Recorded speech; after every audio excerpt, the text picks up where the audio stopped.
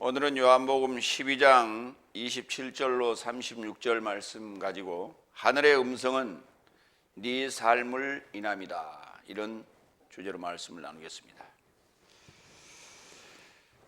요한복음에 보면 예수님께서 십자가를 앞두고 두 번의 기도를 드립니다. 그 첫 번째 기도가 오늘 요한복음 12장 27절 내용이고요. 그리고 두 번째 내용이 요한복음 17장 내용입니다. 요한복음 17장 내용이 굉장히 많습니다. 그리고 우리가 일반적으로 말하는 가상칠언이라고 하는 십자가 위에서 하신 7가지의 말씀이라, 그걸 이제 한문으로 줄여서 가상칠언이라고 부르는데, 그 가상칠언의 내용에 중요한 부분이 엘리 엘리 라마 사박다니라고 하는 내용이죠. 그 내용과 오늘 27절의 내용과는 좀 흡사한 내용인데요, 그 내용은 사실 요한복음에는 누락됐습니다. 마가복음 15장 34절, 마태복음 27장 46절에 언급이 되어 있죠. 그런데 이제 이 두 기도의 내용이 오늘 27절과 그 다음에 엘리 엘리 라마 사박다니라고 하는 이 두 구절의 말씀의 기도가 의아한 내용이에요, 어떻게 보면. 왜냐하면 예수님께서는 구원자이시고 하나님의 아들로 오셨는데 어떻게 나를 구원해달라, 이런 요구의 내용이 기도를 올리는가, 이건 이해할 수 없는, 의아해하는 그러한 대목 중에 하나입니다. 그래서 이러한 문제가 해결돼야만이 예수 그리스도의 십자가 사건을 우리가 완전히 이해할 수가 있는 것이죠. 그 사건은 우리 몸 밖에서 단독 예수의 십자가 사건이 아니라 내 안에서 일어나는, 말씀과 육체가 하나 되어 있는 상황에서 일어나는 기도의 내용이다, 이렇게 이해를 해야 이해가 되는 겁니다. 첫 번째 내용으로 요한복음 12장 27절로 29절 말씀, 하늘의 음성이 났는데 나는 영화롭고 영화로울 것이다. 예, 아버지는 영화롭습니다. 본질적으로 영화롭습니다. 그런데 영화롭고 나는 영화롭고 영화로울 것이다 그랬어요. 이 말을 왜 이렇게 반복해서 다시 언급하셨는가에 대한 내용을 살펴보도록 합니다. 무슨 얘기냐면, 당연한 얘기를 왜 그렇게 있을 것 같은, 앞으로 있을 것 같은 그런 내용으로 말씀을 하실까 하는 거예요. 이 영화롭다는 얘기가 계속해서 지금 나오는 거예요. 지금 영광이라고 하는 단어의 동사형인데, 영화롭다, 영화롭게 되다, 수동태가 되면 그 다음에 그 단어의 명사형이 영광입니다. 그 영광이라는 개념은 무겁다, 어떤 중책을 맡는다, 중임을 감당한다, 이런 의미라고요. 홀로 영광 받으소서, 그냥 저 높은 자리에 혼자서 삼각형 꼭대기에 앉아서 최고 통치자로서 그 어떤 위용을 드러내는 그런 모습이 아니거든요. 우리가 이 세상적인 차원에서는 황제와 같은 그런 어떤 높은 위엄을 가진 모습으로 우리가 상상할 수 있으나 그런 내용이 아니다. 우리의 무거운 죄의 짐을 해결해 주는 그러한 분이 바로 이 영광을 받으실 분이고 영화롭게 되는 거예요, 그게. 그런 측면에서 오늘 이 영광이라는 단어와 영화롭다라는 단어를 이해를 계속 해 주시기를 바랍니다. 반복해서 지금 나오는 얘기입니다. 첫 번째 27절, 지금 나의 목숨이 자극받은 것이다. 그러니 무엇을 언급하겠느냐? 아버지여, 이 시간에서 나를 구원하여 주시렵니까? 오히려 나는 이 시간에 이르고자 이를 인하여 왔습니다. 바로 이 얘기예요. 나의 목숨이 자극받았습니다. 나의 목숨이 자극을 받았습니다. 하나님께서 무슨 목숨이 있어요? 하나님은 영이신데 몸뚱아리가 있고 소위 우리가 오감을 느낄 수 있는 그러한 이 인간의 몸체라야만이 이 자극을 받을 수 있는 거예요. 희로애락을 우리가 느끼는 거예요. 희로애락을. 알곡의 나달이 땅에 떨어져 죽지 아니하면 하나 그대로 있고 죽으면 많은 열매를 감당한다라고 하는 이 말씀을 지난주에 언급을 하셨죠. 그 언급하신 후에 나오신 말씀이 바로 지금 나의 목숨이 자극받는다. 왜냐? 이 죽음과 관련된, 십자가의 죽음과 관련된 내용이거든요. 그러니까 알곡의 나달이 땅에 떨어져 죽으면 많은 열매를 감당할 수 있다라는 얘기가 그냥 간단한 진리로만 우리가 사용할 때는 별 의미가 없는 거예요. 객관적인 어떤 의미로 우리가 사용할 때는 별 의미가 없어요. 주관적인 입장에서 자기의 십자가 사건을 언급하기 때문에 나의 목숨이 자극을 받은 것이다 라고 표현하는 거예요. 근데 오감을 느낄 수 있어야 된다는 거예요. 그렇다면 나와 결합된 상태의 주님의 기도일 뿐이지 내가 그걸 알 방법이 없죠. 앞으로 다가올 십자가의 사건을 이해할 수가 없었죠. 그러면서 기도합니다. 그러니 무엇을 언급하겠느냐? 할 말이 없다는 얘기죠. 아버지여, 이 시간에서 나를 구원하여 주시렵니까? 라고 물었어요. 시간으로부터의 어떤 자유, 시간으로부터의 자유라는 것은 뭐냐? 인간이 아닌 하나님으로서의 탈바꿈을 얘기하는 거예요. 시간으로부터의 자유. 하나님은 시간이 없어요. 과거도 현재도 미래도 없는 분이에요. 빛이고 시간이 없어요. 그 세계로 인도해 달라는 요구입니다. 오히려 나는 이 시간에 이르고자 이를 인하여 왔습니다. 지금까지 이래온 이유가 바로 이거였습니다 라는 얘기죠. 여기 자극에 대해서 좀 봅시다. 마태복음 2장 3절로 4절. 그러자 왕 헤로데스가 듣고 그와 결합한 모든 히에로솔리마도 동요되었다. 이 동요되었다는 얘기가 자극받았다는 타라소예요. 타라소. 그리고 그가 대제사장 사람과 백성의 서기관 사람 모두를 소집하여 저 사람 곁에서 그리스도스가 어디서 낳게 되는지 탐문하더라. 당연히 새로운 왕이 이스라엘 왕이 나타났다 하니까 자극을 받을 수밖에 없죠. 오늘날로 얘기하면 스트레스 받았다 그 말이에요. 지금 감정이 요동치고 있다 이 말이에요. 요한복음 13장 21절.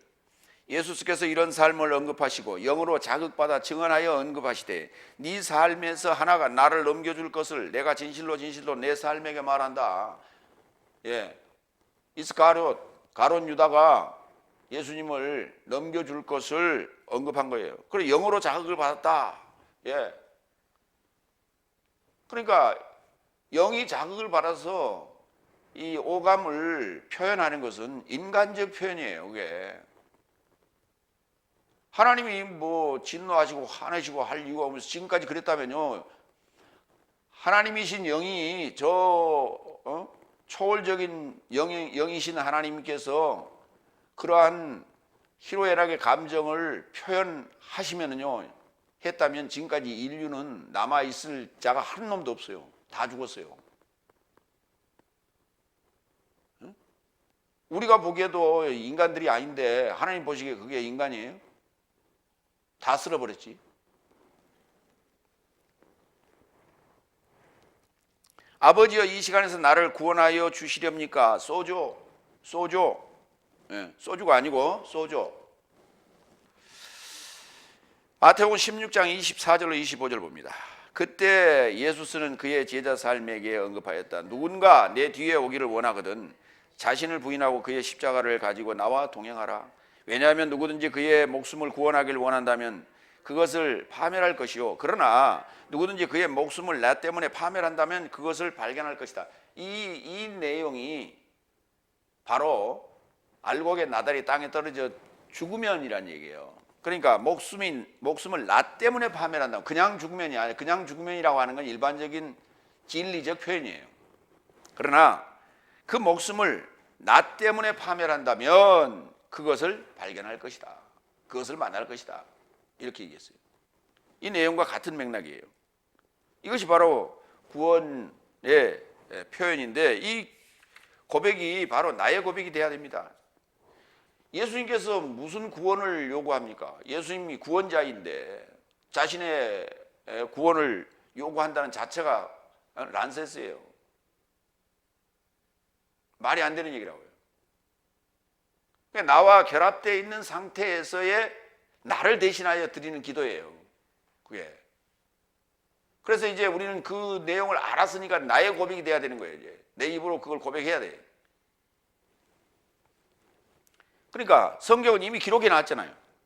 이미 기록해 놨다는 얘기는 이걸 읽고 그것을 이해하고 내 것이다. 나의 고백이어야 된다. 나의 기도해야 된다라고 하는 것을 알았다면 이제는 그 기도를 해야 된다. 그래서 다가올 미래에 나의 십자가의 사건을 준비해야 된다는 얘기예요. 그래서 기록해 놓은 거예요. 이미 지나간 과거를 기록해 놓은 게 아니에요. 지나간 과거에 얘기해서 뭐예요? 그 소설책이지. 이야기책이에요. 그거는. 나에게 적용해야 돼. 아하, 이것이 왜 이런 고백을 했을까? 구원자가. 왜 이런 기도를 했을까? 구원자가. 그리고 구원자라는 분이 왜 하나님의 아들이라는 표현을 썼을까?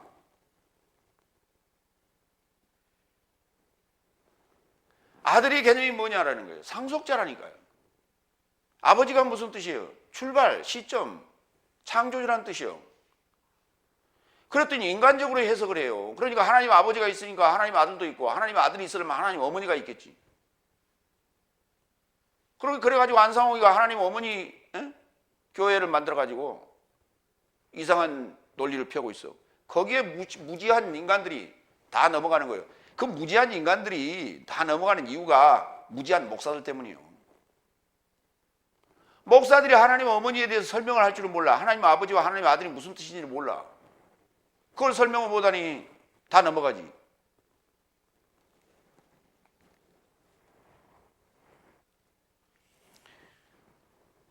성경은 구원을 은혜로 받았다고 합니다. 은혜를 받았다고 하는데 그 은혜라는 그 은혜가 선물과 같은 개념인데, 은사와 같은 개념인데, 이거를 이해하기를 값없이 받은 게 우리가 선물이거든요. 여러분 선물 받으면 어떻게 해요?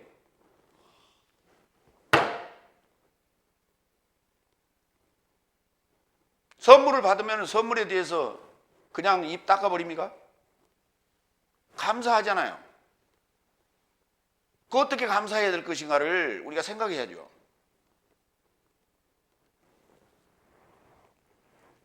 근데 어떻게 감사해야 될지를 생각을 하질 않아요.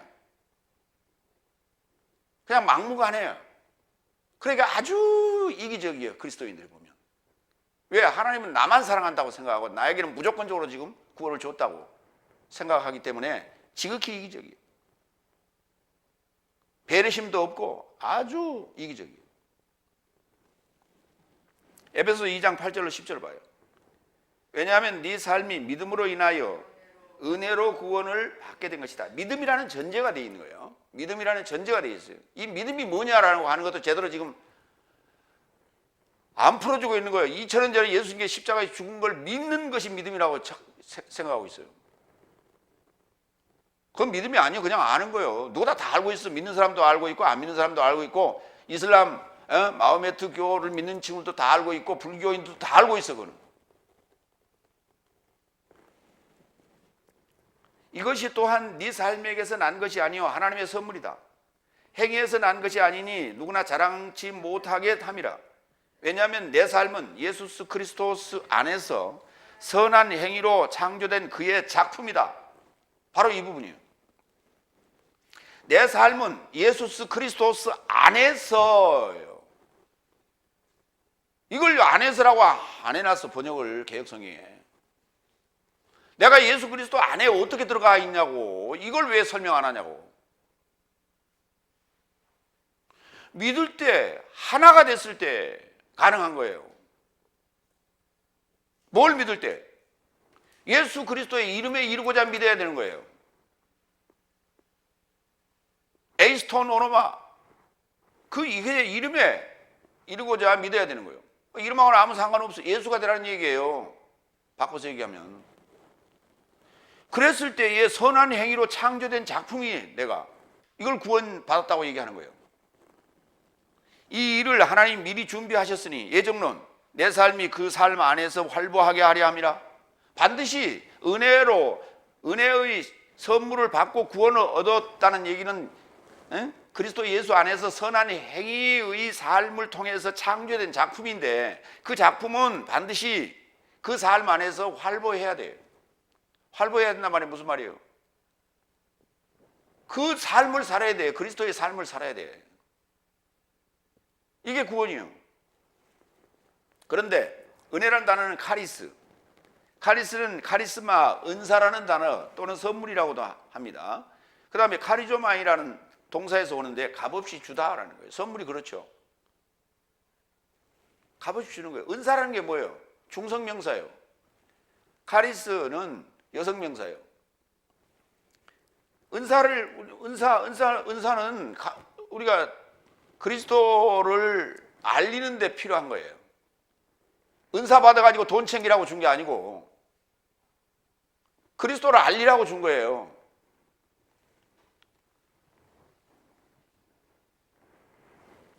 그러니까 은사와 조금 이따 말씀드려요. 값없이 주다, 카리조마이, 갈라디아서 3장 18절로 20절. 왜냐하면 그 상속권이 법에서 난 것이거든. 상속권이라고 하는 것은 아들이 받는 거예요. 아들이 됐다는 얘기가 상속권을 가진 것인데, 그 상속권이 법에서 난 것이거든 더 이상 연통해서 난 것이 아니다. 그래서 하나님께서 연통으로 인하여 아브라함에게 은혜를 베푸신 것이다. 그런즉 법은 무엇인가? 범죄 때문에 더해진 것인데 씨가 오기까지 중보자의 손 안에 사자 삶으로 인하여 분부하게 되어 씨에게 연통된 것이다. 그는 중보자는 한 분이 아니다. 그러나 하나님은 한 분이시다. 중보자는 여럿이라고요. 중보자에 의하여 연통되어 오는 거예요. 중보자에 의하여 연통되어 오는 겁니다. 이것이 바로 그 연통되어 온 모든 것이 나에게 적용될 때, 나에게 하나가 될 때 우리가 구원이라고 하는 거예요.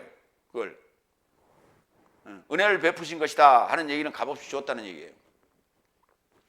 그러니까 믿음의 조상 아브라함이 자꾸 언급되는 이유는 뭐냐 하면 연통에서 난 것이라고요. 하나님께서 연통으로 인하여 아브라함에게 은혜를 베푸신 것이라고. 응? 그냥 예언적으로는 야 너의 후손이 하늘의 별처럼 바닷가의 모래처럼 많을 것이다, 이런 얘기가 그냥 단순히 지나가는 옛날 우리 이야기처럼 지나가던 백발 노인네가 거기다 우리가 그 적선을 했더니 당신은 크게 될 사람이요, 앞으로 아들을 낳으면 훌륭한 사람이 될 것입니다, 뭐 이런 정도의 예언 차원으로 우리가 이해해서는 안 된단 말이에요. 아브라함이 봐고 이삭이 봐고 야곱이 봤던 것은 바로 일곱째 날에 나타날, 여섯째 날에 나타날 예수님과 일곱째 날에 나타날 저와 여러분들을 얘기하고 있던 거예요. 그걸 봤다는 얘기예요. 그걸 보고 그걸 이해했다는 거예요. 그것을 연통이라고 하는 거예요. 에반겔리아. 근데 뭔 놈은 갑자기 그게 약속이 왜 나와? 언약이 따로 있는데. 은사에 대해서 봅니다. 카리스마. 로마서 5장 14절로 17절. 오히려 아담부터 모세스까지 아담의 범죄와 동일한 것에 접하여 죄짓지 아니한 삶에도 접하여 사망이 통치하였으니 아담은 기대하는 자의 표본이다. 오는 자의 표본이 아니고 기대하는 자의 표본이라고. 그러니까 이 기대한다는 말은 뭐냐면 롤 모델로 삼는다는 얘기예요. 사람을 위인전에 나오는 그 위대한 인물들을 롤 모델로 삼는 자들은 다 훌륭하게 되는 거예요. 훌륭하게 되면 뭐가 따라옵니까? 권세가 따라오죠. 권력이 따라오죠. 돈이 따라오잖아요. 명예가 따라오잖아요. 이게 인간을 롤 모델로 삼는 자는 다 사망이 통치한다는 얘기예요. 그러나 그 위인전에 예수님도 등장합니다. 그러나 그 위인전에 나오는 위인들 중에 너는 무엇이 되고 싶니? 어떤 사람과 같이 되고 싶니? 그러면 나는 예수님 같이 되고 싶습니다라는 사람은 한 사람도 없어요. 애들이. 왜? 예수님은 일찍이 돌아가셨잖아요. 33살에. 응? 그러니 그 위대하신 우리의 죄를 위하여 십자가에 죽으셨다는 것쯤은 알아. 어린아이들도. 왜? 위인전을 읽어봤으니까. 그러나 롤 모델로 예수님을 삼는 이는 아무도 없다 이 말이에요.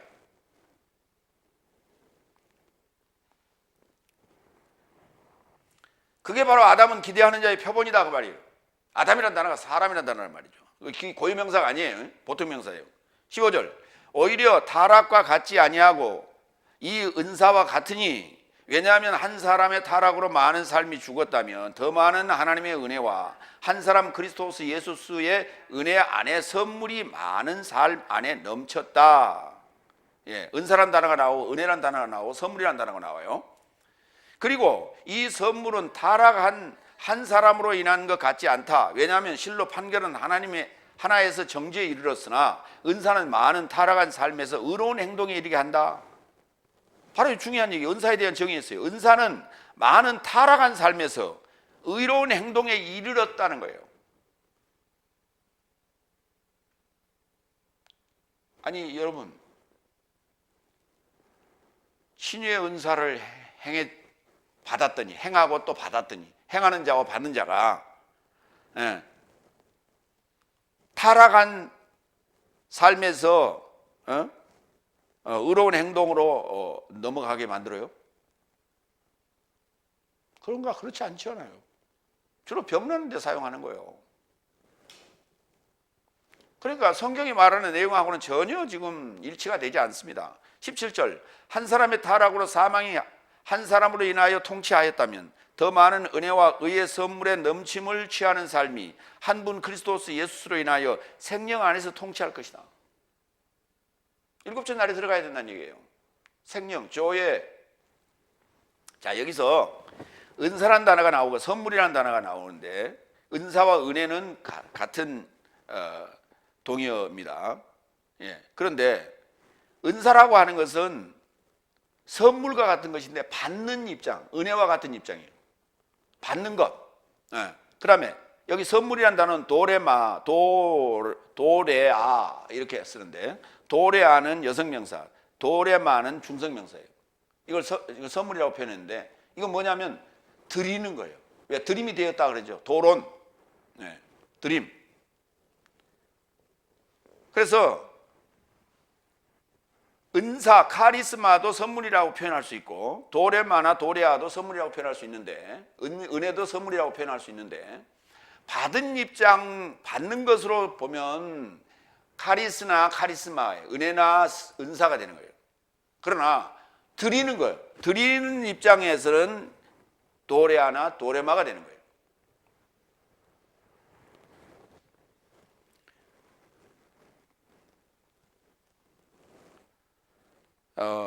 호라에 대해, 시간에 대해서 좀 보겠습니다.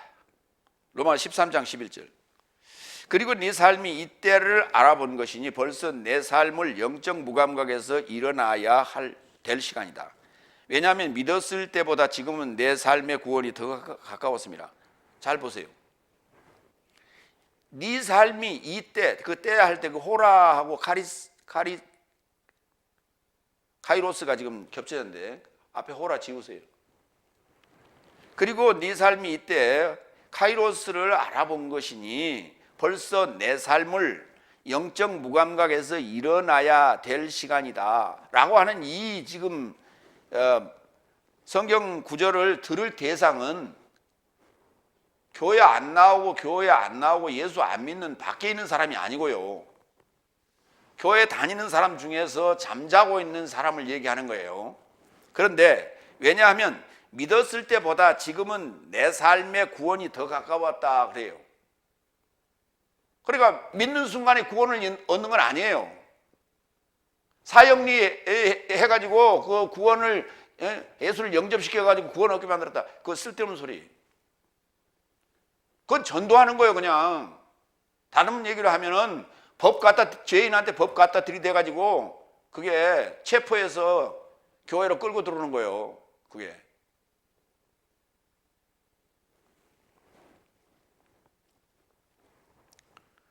시간이 됐다고, 시간이요. 때와 시간을 알아야 돼. 날도 모르는데 때와 시간을 어떻게 알아? 7날이 있는지도 모르는데 어떻게 어느 때가 있는지 알아? 6월절이 무엇인지, 오순절이 무엇인지, 장막절이 무엇인지 어떻게 알아? 오늘 지금 6월절이 지금 마지막 절기란 말이에요. 6월절 절기, 예수님께서 희생양으로 십자가에서 희생당하실 그 절기, 그걸 때라는 얘기예요. 절기라 하기도 하고 때라는 얘기예요. 카이로스를. 근데 시간이 지금 자금자금 오고 있단 말이에요. 이거 얼마나 지금 시간이, 우리가 면접이나 아니면은 무슨 자기 발표를 할 때 쭉 순번이 있어갖고 그 차근차근 이제 자기 순서가 다가오잖아요. 얼마나 조마조마해요. 입술이 바삭바삭 타잖아요. 왜? 합격해야 되는데. 이런 거 시간적인 어떤 그런 촉박함 이런 걸 느끼게 하죠. 호라. 그러니까 이게 하나님이신 예수님께서는 시간을 초월하신 분이에요. 공간을 초월하신 분이에요. 그런데 이런 어떤 시간적인 개념이 그분에게는 적용될 하등의 이유가 없다니까요. 바다 위를 걸어 다니시기도 하고 예수님께서 부활하신 후에는 벽하고 상관없이 들락날락 하잖아요. 응? 시간차 이동이 가능하신 분이란 말이에요. 우리와 함께 이 육신의 옷을 몸 안에 같이 결합되어 있을 때만이 시간적 제약을 받는 겁니다. 그러니 얼마나 답답하시겠어요, 그분이. 지금 저와 여러분 안에 계시는 그 예수님이 얼마나 답답하시겠어요, 지금. 두 번째 28절. 아버지, 당신의 이름을 영화롭게 하세요. 그런즉 하늘에서 음성이 왔다. 그리고 나는 영화롭고 다시 영화로울 것이다. 나는 영화롭고 영화로울 것이다. 그러니까 이게 무슨 말이냐면 요한일서 5장 5절로 8절에 등장하는 하늘의 삼위일체 그 세 분이 삼위가 아버지와 말씀과 성령이거든요. 예수님이라는 단어는 없어요. 아버지와 말씀과 성령이요. 아버지와 말씀과 성령이 예수님이란 말이에요. 삼위일체로 하늘의 증인인 예수님이 되는 거예요. 그러니까 누가 누구한테 지금 기도를 하고 계시는 거예요? 자신이 자신한테 기도를 하는 거예요, 지금. 누구의 입장에서? 우리의 입장에서.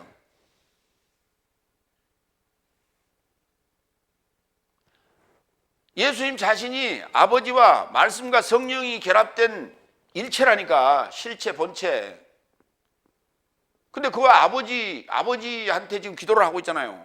그 아버지는 그러니까 저 멀리 떨어져 있는 분이 아니라니까. 요한일서 5장 5절로 8절 봐요.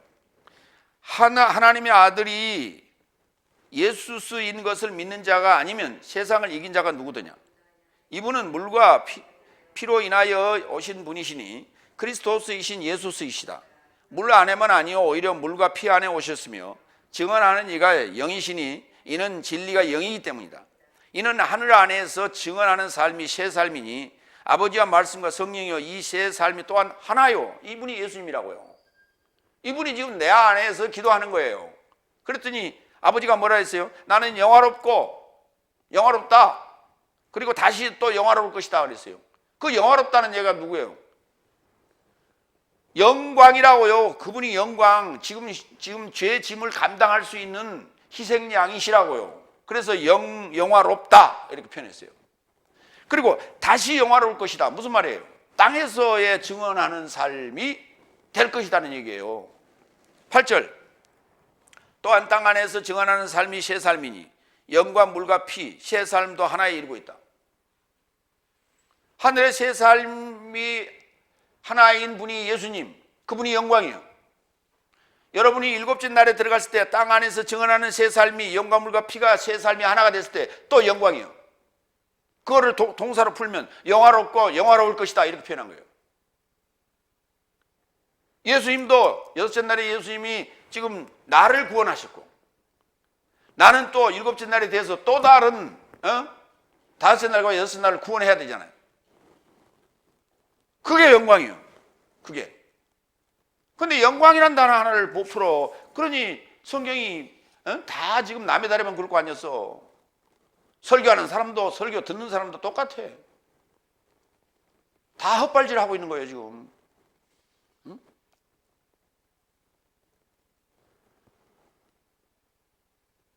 축구할 때 헛발질 한번 해봐요. 중요한 시기에 골대 앞에 가고 헛발질 한번 해봐. 기가 막힐 일 아니에요?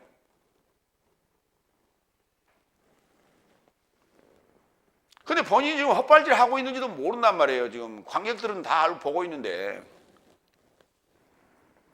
이게 안타까운 일이에요. 설교하는 목사는 자기가 헛발질 한지를 몰라. 그런데 성도들은 다 알고 있어. 그런다고 지적을 할 수가 없어. 지적했다가는 또 어디 가서 또 배우고 왔냐고 또 지적질한다고 몽골을 줄 거니까. 알면서도 못하는 거예요. 세 번째 29절. 그런즉 서 있었던 무리도 듣고 천둥 발생함을 말하더라. 다른 삶은 사자가 저에게 전한 것이라 말하더라. 두 부류가 있었어요. 하나는 천둥 소리가 발생했다고 하고 한 부류는 사자가 전한 것이라고 얘기했어요. 천둥, 브론테.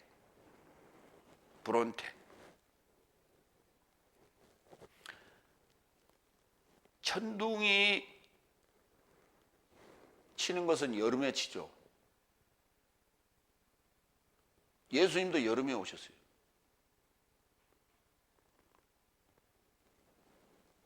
비를 머금은 구름은 주로 여름에 하늘에 떠 있습니다. 구름 안에서 나는 소리가 천둥 소리예요. 볼까요? 계시록 4장 5절. 그리고 보좌에서 번개와 천둥과 음성이 나가고 보좌 앞에 켜진 불에 7 등불 삶이 있으니 이는 하나님의 7 영삶이라. 7 영이라고요. 7 등불, 7 영. 예. 그러니까 보좌로부터 번개와 천둥과 음성이 났다. 보좌에서 난 소리예요. 하늘 보좌. 그 하늘 보좌가 저 하늘 중천에 있는 게 아니라니까. 저와 여러분 안에 하늘이 있다고요. 응? 다째 날까지 샤마임으로 있고 여섯째 날부터는 우라노이로 있다고 말이에요. 이게 하늘이에요. 자, 그런데 보좌에 대한 설명은 4장 5절에서 했고요. 그 다음에 계시록 6장 1절부터는 인 뗄 때 천둥 소리가 나요. 6장 1절. 그리고 희생양이 인삶에서 하나를 열었을 때에 내가 알아보았다. 그리고 네 생물 삶에서 하나가 와서 보라고 천둥 소리 같이 말하는 것을 내가 들었다. 천둥 소리. 왜 이 천둥 소리가 날까요? 자신이 있어서 그래요. 자신이 있기 때문에. 똥배짱으로 큰 소리 치는 그거 말고 성경 가지고 논리적으로 진리적으로 말하는 그런 자신감, 이게 천둥소리요. 만담하듯이 장난하듯이 하는 그런 설교 말고 저 집회장에 가서 쓸데없는 목사가 마이크 잡고 하는 그런 쓸데없는 소리 말고 아무 영향가 없는 것에 가서 기운 빼고 앉았어. 목사 뭐하러 다뤘어?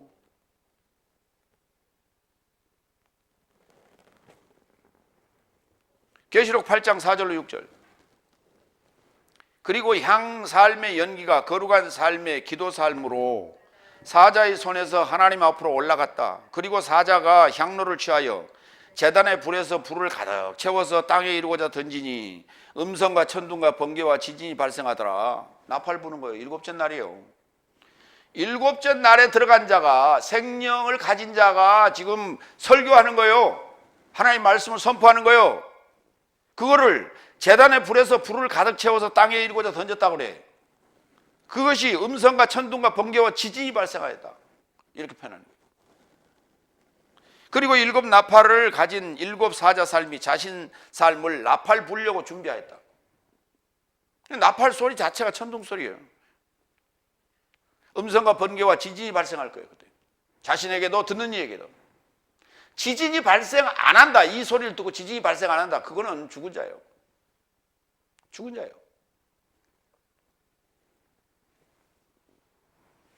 죽은 것도 소리를 냅디다. 무슨 소리? 여러분, 차 안에 뭔가 이렇게 물체를 놔뒀단 말이에요. 근데 그것을 덜렁덜렁하게 좌우 공간이 있도록 놔둬봐요. 그러면 차가 달리면 어때? 따르륵 따르륵 하고 떨잖아요. 예. 그걸 우리가 지진이라고 그래. 진동. 어? 어. 그런데 살아있는 이 몸뚱아리가 요 정신을 가진 자가 설교를 듣고 지진이 안 났다. 그건 죽은 막대기보다 못한 거예요. 죽은 막대기는 떤다니까. 그런데 스펀지는 안 떨어요. 안에 텅 빈 스펀지가 된 거예요. 스펀지는 안 떨어. 그냥 놔둬도. 그러니까 온 몸이 지금 골다공증이 걸린 거예요, 지금.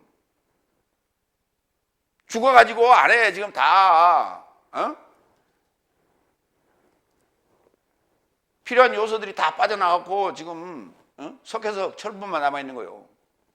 그러니까 스펀지 같아갖고 이렇게 쥐면 푸석푸석 해가지고 떨지도 않아. 대접 갑니다. 계시록 16장 17절로 18절. 그리고 일곱째 사자가 그의 대접을 허공에 이루고자 쏟았다. 그리고 하늘의 성전으로부터 큰 음성이 나왔는데 보좌로부터 말하되 되었다. 그리고 음성사함과 천둥사함과 번개사함이 발생하였고 큰 지진도 발생하였다. 사람 삶이 땅에 접해 발생하였던 때로부터 이렇게 크고 강력한 지진이 발생한 적이 없었다. 대접은 본인한테 쏟는 거예요. 그래서 거기는 삶이라는 단어를 붙였어요. 거기 보세요. 계시록 4장 5절 단수죠. 번개, 천둥, 음성 단수죠. 인 보세요. 계시록 6장 1절 천둥 소리 단수죠. 계시록 8장 5절 음성, 천둥, 번개, 지진 단수죠. 근데 대접에 가세요. 계시록 16장 18절 음성삼과 천둥삼과 번개삼이 발생하였고 큰 지진도 발생해요. 지진은 누구한테 발생하는 거예요? 그걸 또 듣는 자가 또 발생하는 거예요. 일곱째 나파, 일곱째 대접을 쏟을 때 쏟는 자 안에서 지금 발생하는 삶이고 받는 자에게는 지진이 발생하는 것이고 이렇게 돼 있어요. 구조상.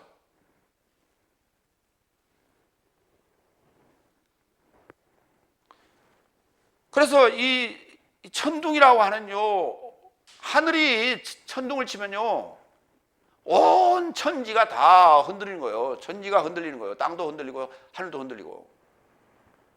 가장 강력한 거예요. 지진이 났다는 것은 땅만 흔들리는 거예요. 지진, 해일 등등은 땅만 흔들리는 거고 천둥이 쳤다는 것은 하늘이 땅이 동시에 움직이는 거예요. 그래서 우리 이 말씀을 듣는 모두가 다 천둥에 흔들리는 그러한 지진의 삶이 있기를 바랍니다. 두 번째로 갑니다. 요한복음 12장 30절로 33절 이 세상 심판과 땅에서 높여진다면 네 번째 30절 예수께서 답변하여 언급하셨다. 나를 인하여 이 음성이 발생한 것이 아니라 오히려 네 삶을 인한 것이다. 여기 지금 답이 나와 있잖아요. 내가 나를 구원해 주시렵니까? 이 시간에서 나를 구원해 주시렵니까? 라는 그 기도 그리고 아버지여 영화롭게 되소서라고 하는 그 기도 때문에 나온 소리가 아니라 나는 영화롭고 또 다시 영화로울 것이다 라는 이 천둥 소리가 나 때문에 난 게 아니라 니들 때문에 난 거다. 그 니들 때문에 났다는 얘기가 바로 그 말이에요. 바로 그 영화로운 자가 바로 나요. 예수님. 그리고 또 영화로울 것이다. 바로 너희단 말이에요. 그러니까 본인을 위한 기도가 아니란 말이에요. 우리를 위한 기도지. 저와 여러분 안에서 드리는 나와 여러분을 위한 기도지 예수님 자신을 구원해 달라는 기도가 아니란 말이에요. 예수님 무슨 구원자인데 무슨 구원을 요청을 해요. 아버지한테. 아버지랑 같이 있는데.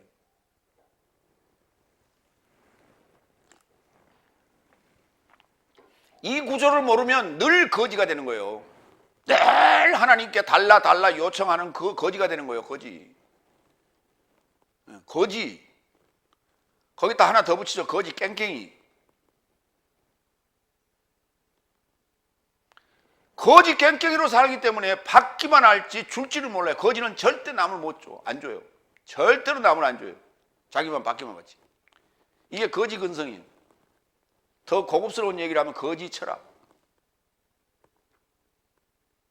그리스도인들이 또 그렇다고. 지금 다섯째 날 그리스도인들이 받기만 받지 절대 남을 주는 법이 없어. 그렇게 인색하지 않을 수 없어.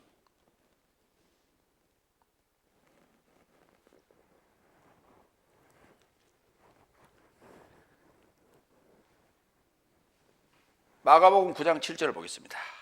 구름에서 나는 음성인데요. 그러자 구름이 저 삶에게 덮게 되었고 구름에서 음성이 나서 가로되 이는 내 사랑스러운 아들이요 네 삶은 저에게서 들으라. 변화산 사건이죠. 거기에 세 제자가 있었는데 네 삶은 저에게서 들으라. 하늘에서 나는 음성이에요. 내가 직접, 아버지가 직접 너희에게 말하면 너희들은 기고막이 다 터져 죽어. 그러니까 예수님한테 들으라. 그래야 이 기고막이 남아있는 거예요. 아무리 스피커 마이크를 소리를 크게 해도 기고막이 터지진 않아요. 히브리서 3장 15절 말씀 받는 자 안에서 오늘날 네 삶이 그의 음성에게서 듣거든 반역자 안에서처럼 네 삶의 마음을 강팍하게 해서는 안 된다. 이게 하늘의 음성이에요. 강대상에서 나가는 설교 메시지가 하늘의 음성이어야 돼. 무슨 만담이나 하고 무슨 코미디나 하고 앉았고 사람 웃기려고 하고 그게 무슨 설교예요 그게. 차라리 우차사를 보지.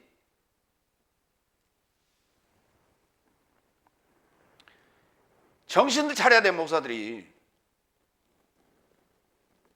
다섯 번째 31절 지금 이 세상의 심판이다. 이 세상의 우두머리가 밖으로 내던져질 것이다.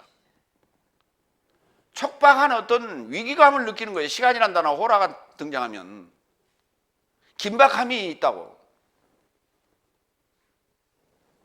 이 세상 심판이 지금 이미 와 있다. 지금 여섯 날을 지금 얘기하는 거예요. 여섯 날 상황이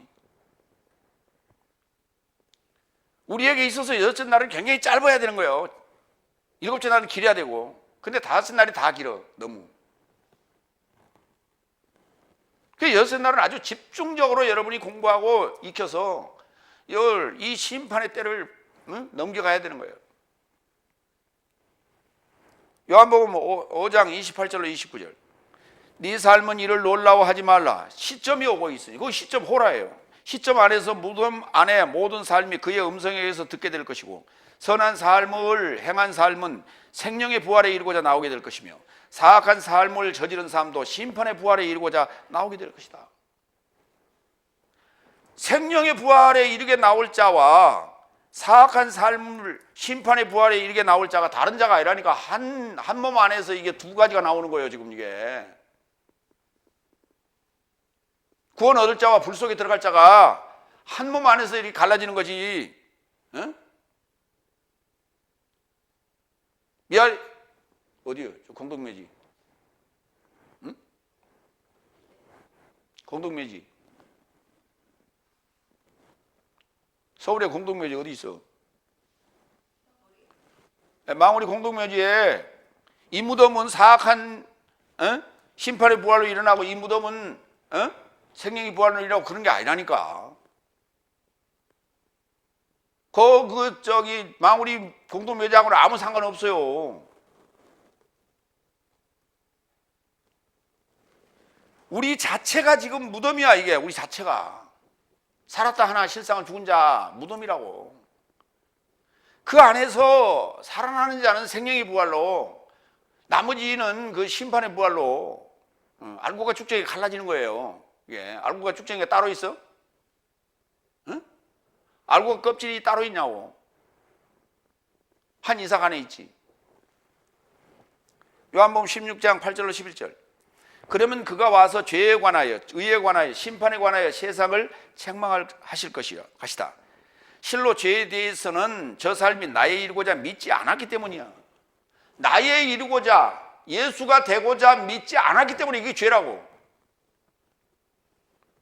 교회 열심히 다니면 뭐해? 평생 다니면 뭐하냐고. 예수의 이름에 이루고자 믿지 않았다니까. 2000년 전 예수는 믿었지만, 그리고 천국 갈 것은 믿었지만, 그렇게 믿으란 말은 성경에 어디 한 군데도 없어요.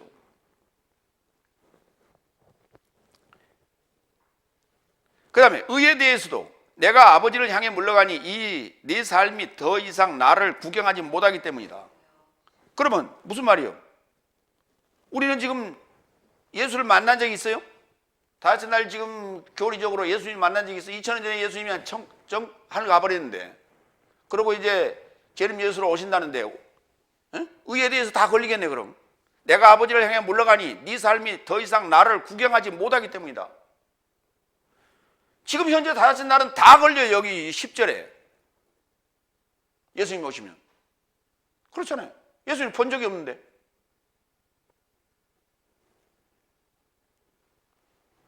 왜? 마태복음 6장 30절 뭐라 그랬어요? 너희는 먼저 그의 나라와 그의 의를, 맨날 구하고만 있으니까 문제예요. 찾으라 그랬잖아요. 제태오, 찾으라고 연구하라고, 열심히 이렇게 찾아내라고, 말씀 속에서 찾아내라고. 근데 그걸 구하라고 해놨으니까, 구하라고 해놨는데 구하지도 않아요. 구하라고 써놨는데 구하지도 않고 다른 것만 구해. 맨날 새벽에도 나와서 맨날 다른 것만 구해. 아들의 건강, 남편의 건강, 아들의 축복, 승진, 애들 대학교 합격하는 거, 맨날 이런 것만 구해. 구하라고 번역해 놨는데 그거 구하지도 않고 마지막에 한 번이라도 해야 될 거 아니에요. 그것도 안 해. 근데 번역 잘못 해놨단 말이에요. 찾으라는 나라예요. 아이테오가 아니라 제테오, 찾으라고. 구하라는 단어는 아이테오. 거기 해놨잖아요. 분명히 너희는 먼저 그의 나라와 그의 의를 찾으라고. 나라도 찾으라고 그랬어. 근데 나라가 뭔지도 몰라. 나라의 복음이 뭔지를 모르지. 의가 뭔지를 알고 나라의 복음이 뭔지를 알았으면 지금 저라고 있질 않고 엉뚱한 복이나 구하고 있지 않단 말이에요. 그러니 여기 다 걸리는 거예요. 지금 요한복음 16장에 다 걸리는 거예요. 왜? 9절 죄에 대해서도 다 걸려. 왜? 나의 이루고자 믿지 않았거든. 나와 하나 되기 위해서 믿지 않았거든. 그러니 거기도 걸려. 또 의에 대해서도 걸려. 11절 심판에 대해서도 이 세상 임금이 판결받았기 때문이다. 이 세상 임금, 어떤 임금이 판결받았어? 지구상에 있는 임금 중에 어느 임금이 판결받았어?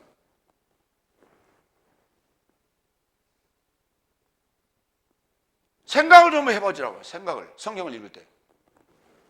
이 세상 임금이 판결받았는데 이 세상 임금이 누구예요? 사탄 아니에요. 사탄이 언제 판결받았어? 지금 여러분 매일 뉴스 보면 매일 성폭력에다가 살인, 미국에서는 총기 살인, 국내에서도 지금 하루가 멀다 하고 살인, 존속 살인 등 아내 살인, 남편 살인, 전부 살인 얘기예요. 그건 누가 하는 거예요? 하나님이 하는 거예요? 사탄이 하는 거예요? 사탄이 하고 있잖아요. 이 세상에 사탄이 지금 드글드글거리고 있다고. 어느 지금 이 세상 임금이 판결받았어.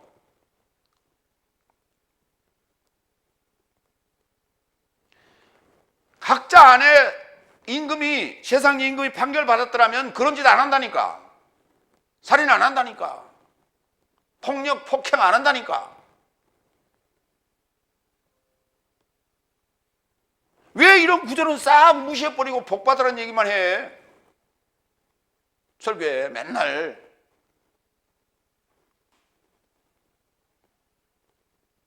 신학교만 나오면 무슨 목사 자격인 줄 알아?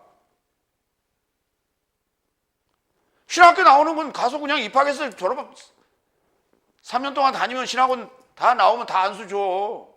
그게 무슨 대단한 자격증이라고 그래요.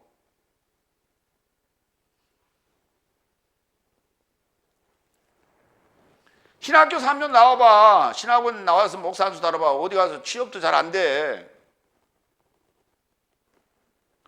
차라리 요새 다른 일반 모든 주부들도 다 지금 요새 돈벌이 해요. 응? 요양보호사 이런 거 다 자격 따면 다 어디 가서 돈벌이 할 수 있어. 근데 목사 자격 내놓고 어디 가서 돈벌이 하자 해봐. 안 써줘. 그 별 볼 일 없는 자격증이요. 하나님 말씀 제대로 증거하지 못한다면 그건 아무 쓸데없는 자격증이라고.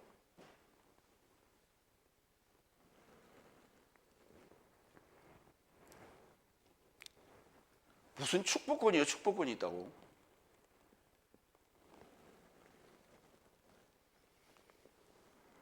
여섯 번째 32절 33절. 나도 만일 땅에서 높여진다면 모든 삶을 내 자신을 향해 이끌 것이다. 그래서 그가 어떤 유의 사망으로 죽으려고 지시하여 이것을 말씀하시더라. 지금 예수님께서 땅에 계시기 때문에 이 말씀을 하시는 거예요. 땅에 있다는 것은 우리의 입장으로 얘기하시는 거예요. 근데 예수님께서 죽으시고 부활하시고 승천하시면 하늘의 이제 주인이 되는 거란 말이에요. 이미 하늘은 점령했어요. 샤마임이라는 쌍수에서 단수가 됐어요. 하늘의 전쟁에서 이겨서 사탄이 땅으로 내려왔기 때문에 사탄의 자리는 이제 하늘에 없어요. 그러니까 땅의 보좌를 들라고 내려왔기 때문에 예수님께서 오시는 거예요. 그놈 잡아서 불 속에 집어넣으려고, 심판을 하시려고 오신 거예요. 이 간단한 원리를 왜 모르냐고. 이 간단한 원리를.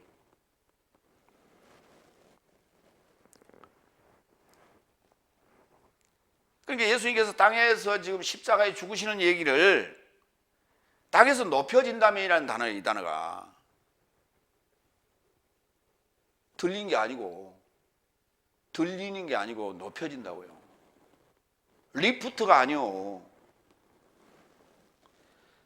사도행전 5장 30절로 31절. 네 삶이 나무에 접촉하여 매달아 손보았던 예수를 내 삶의 아버지 삶의 하나님께서 일으키시고, 아버지 삶이라, 아버지가 복수요.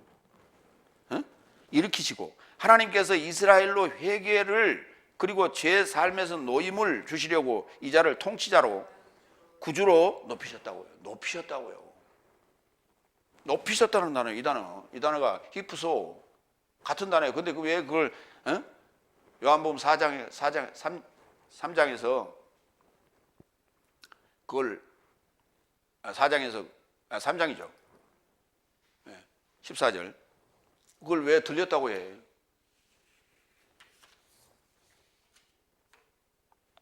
(3장 14절에서) 참 이해 안 가는 번역이에요. 일곱 번째, 3대절 넘어갑니다. 요한복음 12장 34절로 36절. 빛을 소유하기까지 어둠이 붙잡지 못하게 활보하라. 그러니까 페리파테오, 활보하지 않으면 어둠이 붙잡아요. 페리파테오, 활보하지 않으면 어둠이 붙잡아요. 나이가 드시면은 관절이 무리가 오죠. 관절이 무리가 오니까 그 관절이 무리가 오기 전에 움직여야 돼요. 걷는 연습을 해야 돼요. 그래서 수많은 의학자들이 얘기하기를, 의사들과 의학자들이 얘기하기를, 걷는 자는 건강하다. 걷는 자는 건강하다. 걸어라. 걷는 자는 살이 안 쪄요. 구르는 돌은 이끼가 끼지 않습니다. 같은 말이에요. 걸어라. 그러면 병들지 않고 살찌지 않고 건강하게 오래 살 수 있다. 이게 정설이고 진리예요. 그런데 무릎 관절이 좀 아프니까 그때부터 움직이지 않기 시작해요. 몸에 병이 오니까 그때부터 움직이려고 하질 않아요. 분명히 걸을 수 있는데 안 해요. 그러면 몸은 점점 무거워지기 시작해서, 여러분 가장 무거운 게 뭡니까? 시체예요. 시체는요 동일한 무게예요. 그런데 살아있는 사람과 시체의 무게는 전혀 틀립니다. 시체는 무지하게 무거워요. 움직이지 않고 살이 찐 그 사람은요 엄청 무거워요. 왜? 제가 들어봤거든. 그래서 저 양반이 왜 이렇게 낑낑대는가 하고 내가 한번 들어봤는데 진짜 무겁더라고. 나이가 드시면요, 이렇게 되게 활동력이 있는 분들은 말라요. 근데 살이 쪄가지고 엄청 무거워. 이 말이 무슨 말이냐? 어둠이 붙잡고 있기 때문에 그래요.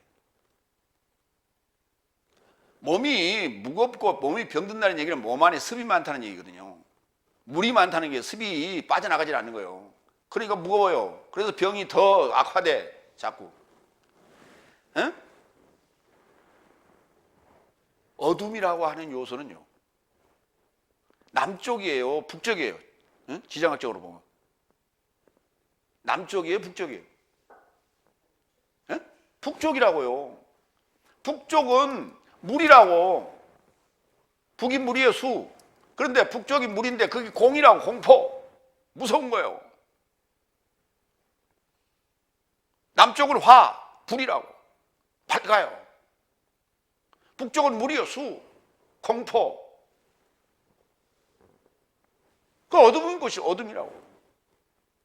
우리 몸을 붙잡는 거예요. 빛을 소유하기 위해서는 그래서 페리 파테오 뱅뱅뱅 돌아라. 이 뱅뱅뱅 돌아라 이 말이에요. 동서남북, 동서남북, 봄, 여름, 가을, 겨울 돌아라. 뭐가 돌듯이, 시계가 돌듯이, 시계바늘이 돌듯이. 이게 페리파테오예요. 여기 뱅뱅뱅 자꾸 도는 거예요. 이게 페리파테오.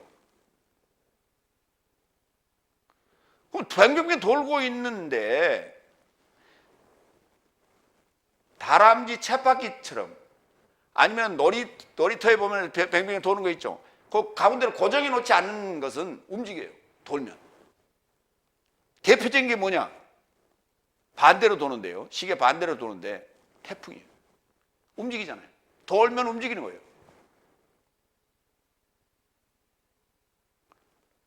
내 몸에 피가 돌아야 건강하단 말이에요. 우리의 사고가 돌아야 건강한 거예요. 근데 고정관념 딱 초등학교 때, 주일학교 때 배운 거 더 이상도 더 이하도 아니에요. 딱 고정된 거예요. 정체된 거예요. 지금 피가 정체된 거라고.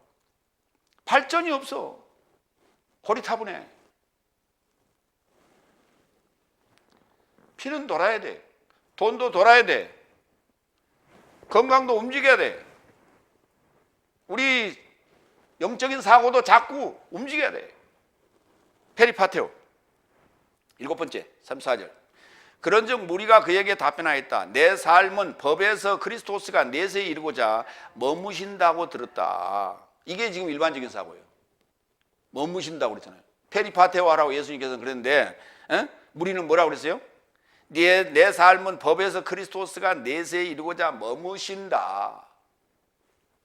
곧 들었다. 그런데 당신은 어찌하여 사람의 아들을 높여짐이 마땅하다고 말하십니까? 이 사람의 아들이 누굽니까? 여기 크리스토스가 히브리어로 따지면 마시아흐,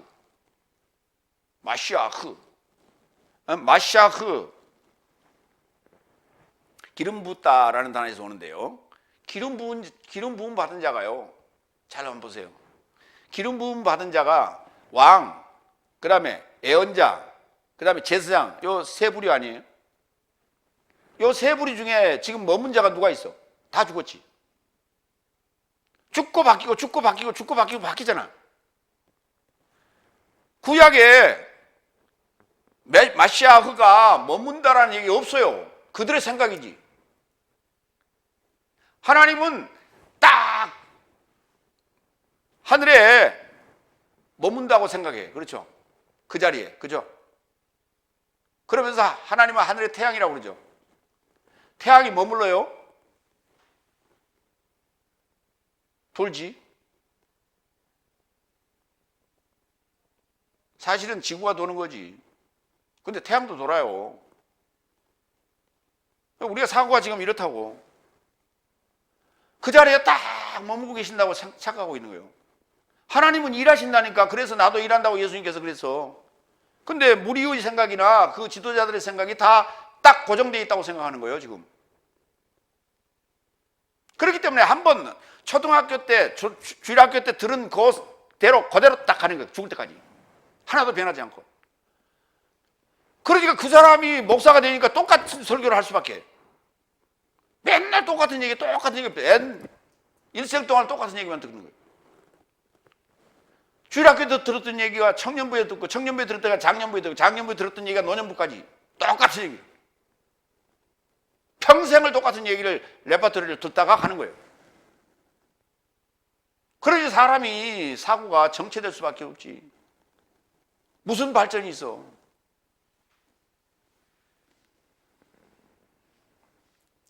대학교를 나오고 사업을 해하고 번창을 했는데도 성경적 사고는 전혀 바뀌지 않아요.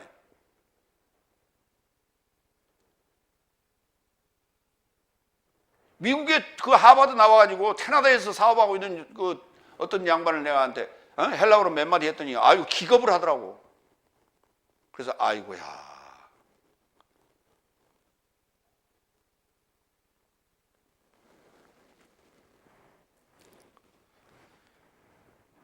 역대상 16장 22절 크리스토스 마시아에 대해서 구약에서 뭐라고 얘기하는가 보자고요. 역대상 16장 22절 이르시기를 나의 기름 부은 자에게 손을 대지 말며 나의 예언자를 해하지 말라 하셨도다. 여기 제사장 빠졌네요. 네. 이미 그러니까 왕 제사장 예언자에 대해서 다째 날까지 훈련시키는 거예요.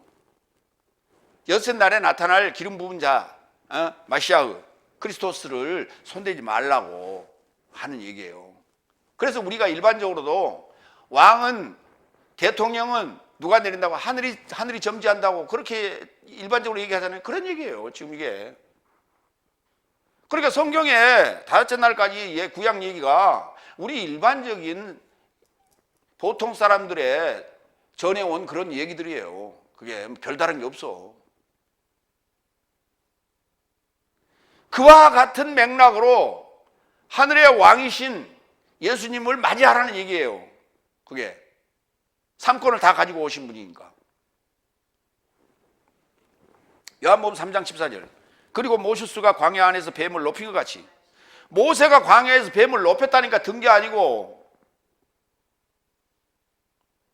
뱀을 매달아 놓은 걸 그걸 왜 쳐다보고 그 병이 나 그게 저 징그러운 뱀을 매달았네 저걸. 근데 저걸 왜 쳐다봐? 그 마음으로 쳐다보면 그게 병이 나았어요?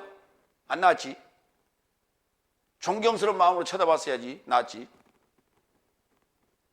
그러면 그때부터 뱀이 지배하는 거예요. 이게 넷째 날 다섯째 날이요. 근데 그걸 알지를 못해. 자기들 섬기는 하나님이 진짜 하나님이라고 착각하고 앉았어. 뱀인데. 모세가 광야 안에서 뱀을 높인 것 같이 그게 지금 넷째 날에서 다섯째 날까지 유지하고 있단 말이에요. 그런데 예수님께서 오셔서 하신 말씀이에요. 그가 사람의 아들을 이같이 높임 받음이 마땅하다. 인자가 높임 받음이 매다는 게 아니고 높임 받음이 매다는 거는 낮아지는 거예요. 십자가에 매다는 것은 낮아진 거고 부활이 높임 받은 거고 승천이 높임 받은 거란 말이에요.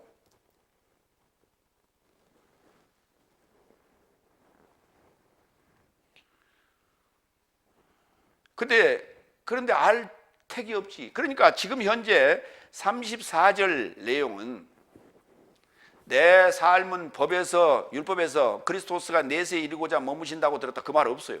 그런데 당신은 어찌하여 사람의 아들을 인자를 높여짐이 마땅하다고 말하십니까? 라고 하는 얘기는 그때도 지금도 다섯째 날이 가지고 있는 아주 고정된 시각이에요. 그래서 성경이 진리라는 거예요. 시대를 초월해서 시대를 불문하고 딱 맞아 들어가는 거예요. 정확하게. 히브리서 3장 5절로 6절 모세도 선포하는 삶의 증명에 이르고자 사환같이 그의 집 전체 안에서 충성하였으나 그리스도스는 그의 집에 접하여 아들로 충성하였으니 내 삶이 솔직함과 소망의 자랑을 결과까지 확고히 잡으면 그의 집이라고요. 모세는 넷째 날에 사환으로 일했어요. 예수님은 그 집의 주인이라니까. 그 집이 누구예요? 저와 여러분이지. 저 여러분 안에서 넷째 날에 모세는 사환으로 일했다고. 제사장 왕 예언자도 다 사환으로 일했다고. 근데 예수님은 인자, 이 사람의 아들이라고 표현하는데 그분은 집의 주인이라니까.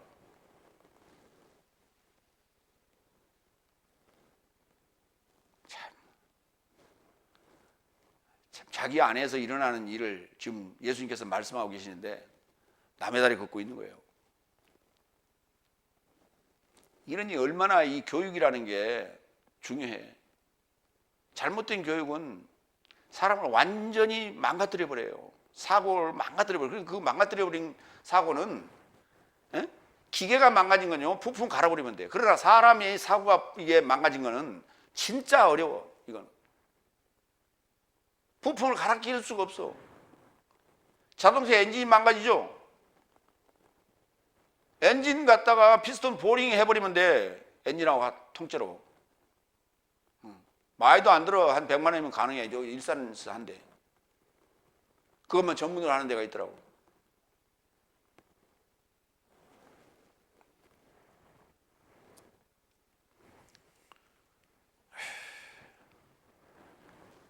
여덟 번째 35절. 그런즉 예수께서 저 삶에 언급하셨다. 아직 잠시 동안 빛이 내 삶에 결합하여 있다.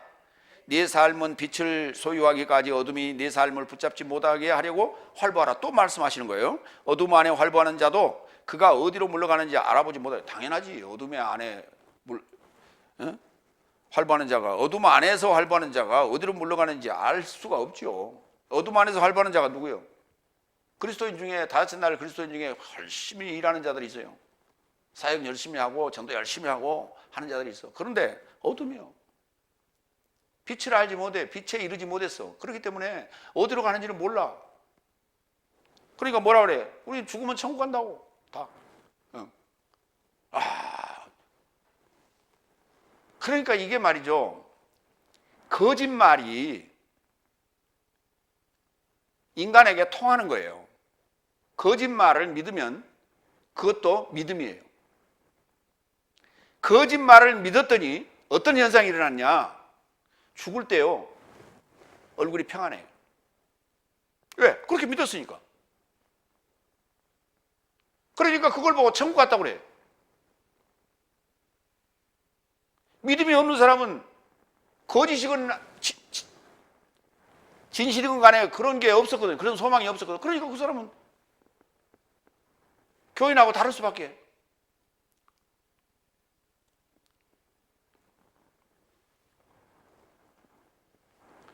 어느 교수도 출신 그 사형수를 집행했던 그런 교도관이 자기 친구한테, 장례 용품을 파는 친구한테 예수 믿으라 그랬더니 안 믿는다고 그러면서, 그래서 얘기를 했대요.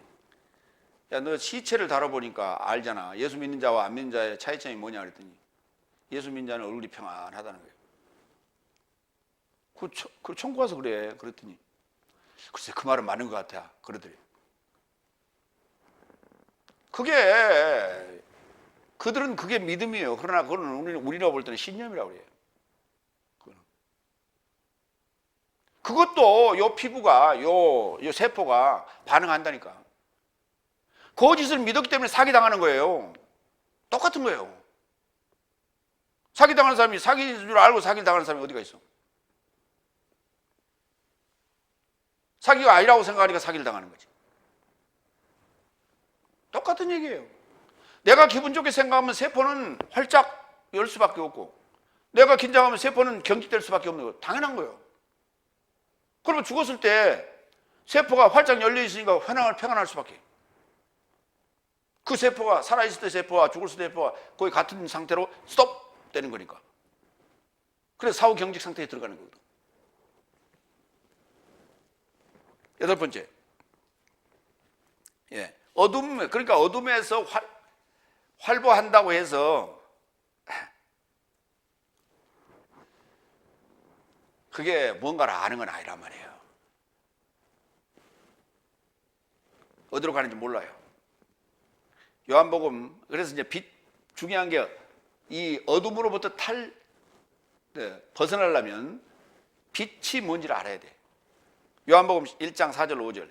그 안에는 생명이 있었으니, 말씀을 얘기하는 거예요. 생명은 사람 삶의 빛이더라. 생명이 뭐라고요? 사람에게 빛이에요. 사람에게 필요한 빛이라고. 그럼 생명을, 내적 생명을 소유하는 자는 일곱째 날이에요. 그렇죠? 그럼 일곱째 날이 빛이요, 이게. 그리고 빛은 어둠 안에 드러내는데 어둠이 그것을 따라잡지 못했다. 다섯째 날이 따라잡지는 못하더라고. 요한복음 8장 12절. 그런즉 예수께서 저 삶에게 전하여 말씀하시되 나는 세상의 빛이니 나와 동행하는 자는 결코 어둠 안에 다니지 않는다. 오히려 생명의 빛을 가질 것이다. 그랬어요. 동행, 그 다음에 그러고 난 동행을 하면서 어떤 것을 하게 되면 빛을 소유하게 되는데, 요한복음 6장 63절. 살려주는 것은 영이나 육체는 아무데도 필요치 않다. 내가 네 삶에게 전하는 해설 삶이 영이고 생명이다. 성경을 풀어주지 않으면, 논리적으로 설명해 주지 않으면 아무 소용이 없다, 이 말이에요. 이것이 생명이요. 일곱째 날에 들어가지 아니한 자는 성경을 풀어줄 수가 없어요. 그러니까 그 중요한 요한복음 3장 14절도 이해를 못하고 엉뚱한 소리 하고 앉았고 있고, 요한복음 1장 1절 태초에 말씀이 계시니라, 이 말씀이 하나님과 함께 있었다고. 무슨 놈 하나님 말씀인데 무슨 하나님이 뭘 함께 계셔.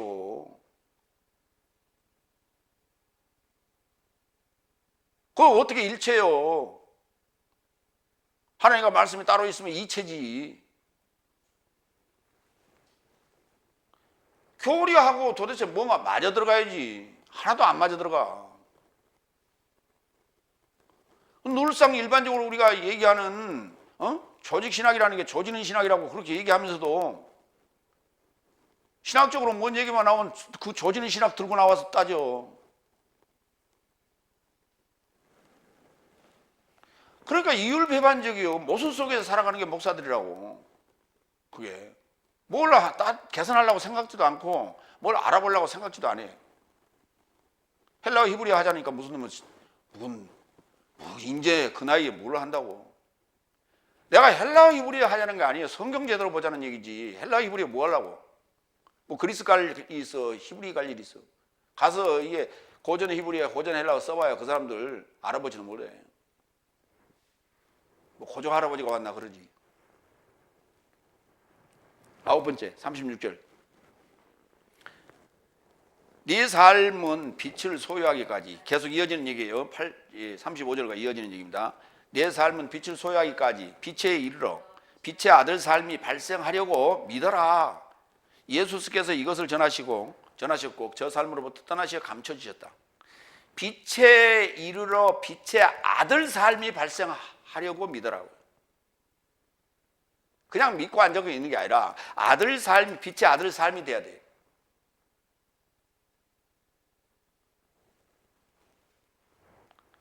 요한복음 6장 47절 48절. 그러면 빛을 소유하려면 빛의 아들 삶이 발생해야 되는데, 그럼 어떻게 빛이 되냐고요? 어떻게 빛의 아들이 되냐고요? 요한복음 6장 47절로 48절. 진실로 나는 네 삶에게 말한다. 나에 이르고자 믿는 자는 내세적 생명을 가진다. 나는 생명의 빵이다 그랬어요. 근데 빵이라는 얘기를 왜 갑자기 해요? 내세적 생명을 얻으려면 빵을 먹으라는 얘기죠. 이게 이제 오병의 표적에서 넷째 날 광야에서 먹었던 만나에 대한 얘기를 했고, 그건 너희 조상들은 만나를 먹어서도 죽었다. 근데 나는 생명의 빵이니까 나를 먹으면 너희가 살 수 있다. 내세적 생명을 소유할 수 있다. 이런 얘기단 말이에요.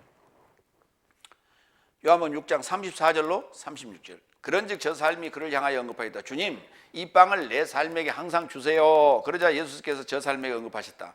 내가 생명의 빵이니 나를 향해 오는 자는 결코 굶주리지 않을 것이며 내게 이르고자 믿는 자는 언제든지 결코 목마르지 않을 것이다. 그러나 네 삶은 나를 알아보았는데도 나를 믿지 않는다는 것을 내가 네 삶에게 언급하였다. 그러면 이 생명의 빵을 먹으면 나를 알아봐야죠. 그렇잖아요.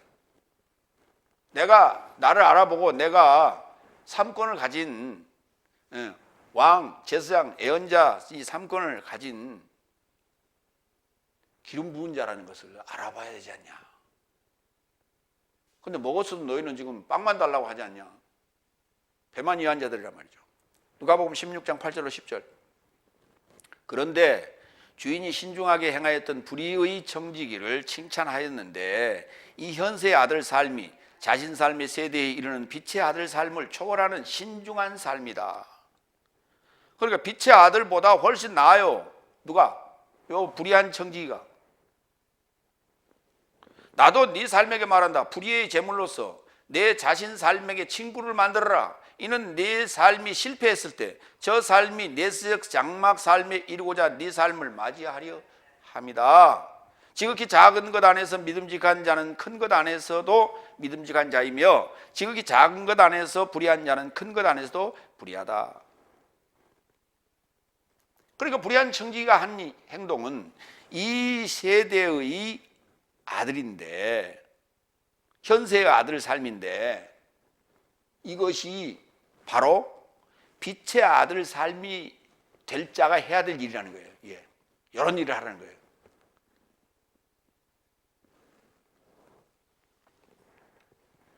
불의의 제물로 내 자신 삶에게 친구 삶을 삼으라고. 그래서 부자 청년한테 그랬어요. 네가 가진 재물을 다 팔아서 거짓 삶에게 주고 하늘의 보화가 임하거든 나를 좇으라. 나와 동행하라 그랬단 말이에요. 그랬더니 그걸 포기 못하는 거예요.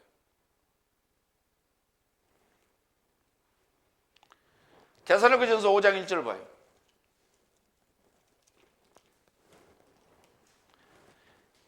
형제 삶이여 때와 기한에 대해서 너희에게 쓸 것이 없으면 주의 날이 밤에 도적같이 이룰 줄을 너희 자신이 알미라. 예. 너희는 빛의 아들이라고요. 4절 형제들아 너희는 어둠에 있지 아니하며 그날이 속히 도적같이 너희에게 임하지 않는다. 너희는 다 빛의 아들이요 낮의 아들이라. 우리가 밤이나 어둠에 속하지 아니한다 그랬어요. 낮의 아들 빛의 아들이 된다는 것은 예수님 살과 살을 먹고 피를 마시라는 거예요. 예수님의 살과 피를 마신다는 게 무슨 말이에요? 예수님의 해설을 들으라는 거예요. 해설을, 삶을. 해설 삶이 영이고 생명이라고 그랬잖아요. 해설은 하나도 안 해줬는데 성경 구절만 개혁 성경을 달달달달 외워가지고 그러면 가지고 나는 성경에 몇 독을 했다고? 그럼 물어보면 아무것도 모른다니까. 왜 하나님 어머니는 안 나오냐 그랬더니 몰라. 그러니까 안상욱이 하나님의 교회 이놈들 다 뺏어가지. 천지가 그놈들 교회야. 어?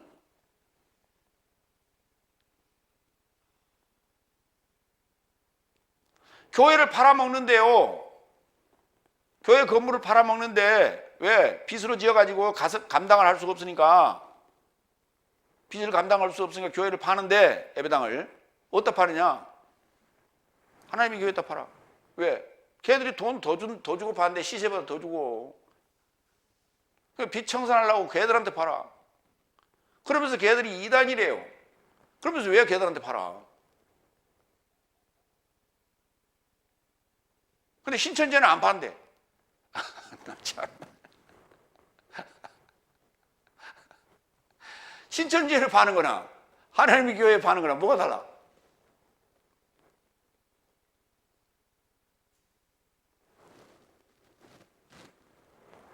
참 이러냐. 마무리합니다.